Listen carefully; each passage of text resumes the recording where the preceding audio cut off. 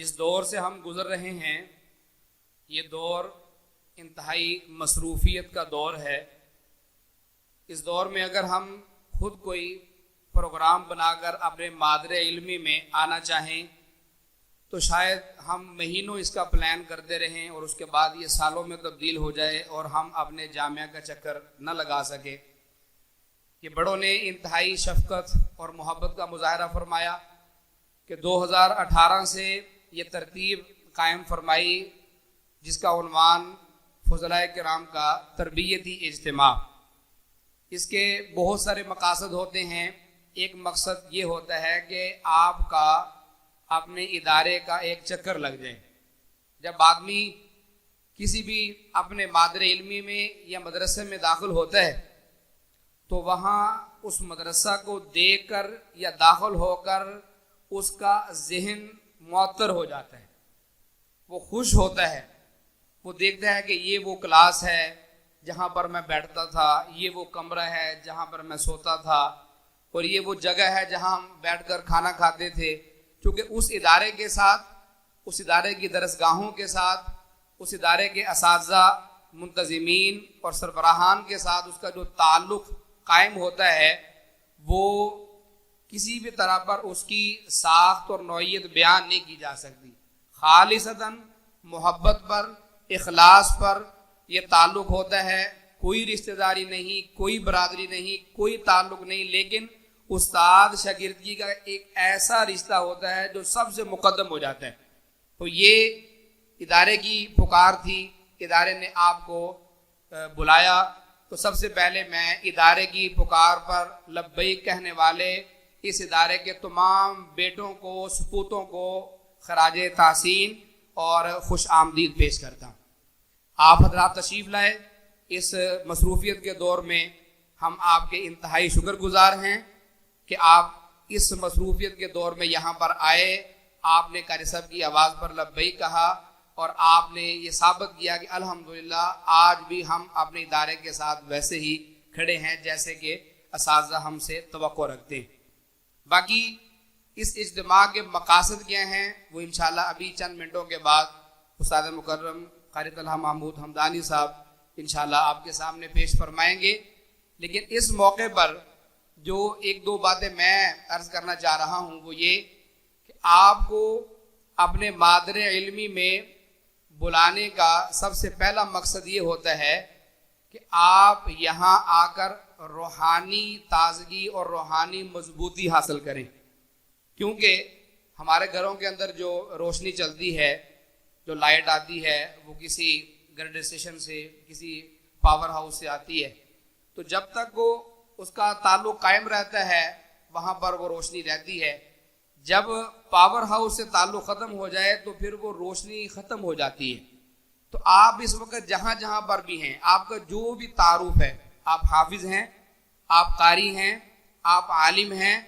آپ کی قرآن سے کے ساتھ کوئی بھی نسبت ہے تو اس میں بہت بڑا حصہ آپ کے اس مادر علمی کا ہے۔ اس مادر علمی نے آپ کو قرآن پاک پڑھایا، آپ کو تجوید پڑھائی، آپ کو کوئی بنیادی کتب پڑھائی، تو یہ ادارہ آپ کی پہچان بنا ہے۔ آج جہاں پر بھی ہمیں کوئی حافظ صاحب کہہ کے بلا رہا ہے، کوئی قاری صاحب کہہ کے بلا رہا ہے، کوئی مولانا صاحب کہہ کے پکار رہا ہے، اگرچہ یہاں پر کوئی باضابطہ درس نظامی نہیں ہے، لیکن کتنے ایسے لوگ ہیں کہ جن کا ذہن یہاں پر اساتذہ نے اپنی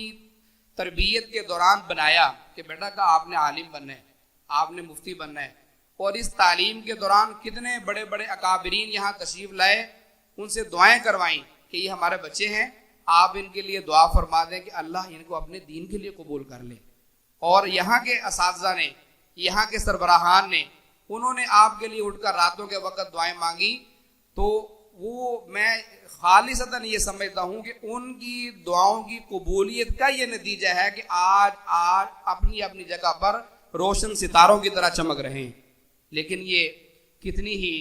افسوس کی بات ہوگی کہ اگر ہماری پہچان یہ ادارہ ہو، ہم پر محنت اس ادارے نے کی ہو، لیکن اس کے بعد اپنی عملی زندگی میں جا کر ہم اپنے ادارے کو بھول جائیں، اس کے ساتھ تعلق نہ ہو اور وہاں اپنے اساتذہ سے رابطے میں نہ ہو، تو پھر ادارے کو تو نقصان نہیں ہوتا، کیونکہ یہ تو ادارہ جو بنا ہوا ہے یہاں پر اللہ تعالیٰ نے مہمان بھیجتے رہنے ہیں اور ادارہ کام کر رہا ہے، لیکن ادارے سے کٹنے کا سب سے بڑا نقصان وہ انسان کی اپنی ذات کو ہوتا ہے۔ اس لیے ہمیشہ سے اپنی یہ عادت بنائیں، اصول بنائیں کہ جس موقع پر بھی ہمارا ادارہ، ہمارے اساتذہ، ہمارے بڑے ہمیں یاد کریں گے تو انشاءاللہ ہم ان کی پکار پر لبیک کہہ کر انشاءاللہ حاضر ہوں گے۔ ایک تو یہ آپ کا ہمیشہ عزم ہونا چاہیے، اور پھر اس موقع پر جب آتے ہیں تو ہر طالب علم جو ہے وہ اپنے اساتذہ سے ملے اور اپنے حالات ڈسکس کرے، اور جو بھی ان کو پریشانیاں ہیں، جو ان کی خوشیاں ہیں، کیونکہ اساتذہ جو ہوتے ہیں وہ ہمیشہ اپنی روحانی بیٹوں کے بارے میں بھی اسی طرح فکر مند رہتے ہیں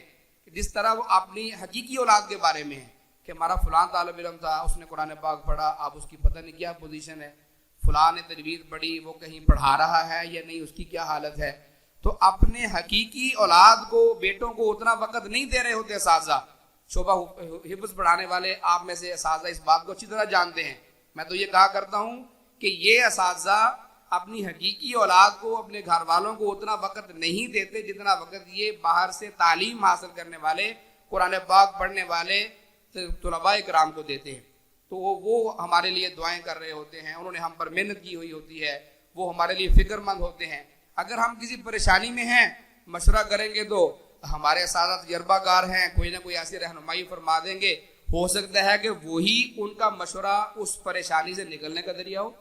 اور اگر آپ فراوانی میں ہیں، خوشحالی میں ہیں، عزت میں ہیں، آپ پیسہ کما رہے ہیں، آپ عزت کما رہے ہیں، اس میں سے استادوں کو کچھ نہیں ملنا، لیکن جب آپ بتائیں گے تو استادوں کا دل خوشی سے بڑا ہو جاتا ہے، ان کا دل باغ باغ ہو جاتا ہے کہ الحمدللہ ہمارا یہ طالب علم فلاں جگہ پر پہنچ گیا، ہماری محنت رنگ لائی ہے، یہ خوش ہے تو ہمیں بھی قلبی اطمینان حاصل ہے۔ تو ہمیشہ اپنے اساتذہ کے ساتھ یہ چیزیں شیئر کریں، اور جب آپ اپنے ادارے کے ساتھ جڑے ہوئے ہیں تو اس میں یہاں تک آپ کا تعلق مضبوط ہو کہ اگر ادارے پر کوئی پریشانی آتی ہے تو وہ پریشانی آپ کی ہونی چاہیے۔ آپ اس موقع پر یہ نہ سمجھے کہ یہ تو ادارے کی ہے، مالی حالات ہوں یا ویسے کوئی معاملہ ہو، خدا نہ خواستہ اللہ پاک حفاظت فرمائے، لیکن آپ جہاں جہاں بھی ہوں آپ کا دل اس پریشانی پر دھڑکنا چاہیے، آپ کے دل سے دعائیں نکلنی چاہیے کہ اللہ پاک اس آزمائش سے ہمارے ادارے کو نکالے۔ اور اگر اللہ تعالیٰ کو خوشی دے رہے ہوں،